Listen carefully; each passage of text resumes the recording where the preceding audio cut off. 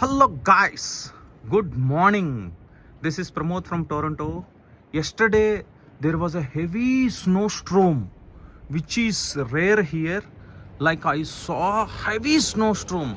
What is heavy snowstorm? It means along with the snow there will be heavy wind flow will be there.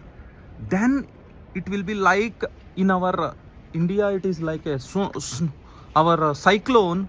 It is same like this. It's a heavy snow, like air also was flowing like with a lot of speed, like everywhere it is filled with snow. It's like a cyclone here in India, and it is snow cyclone. You can consider that as snow cyclone.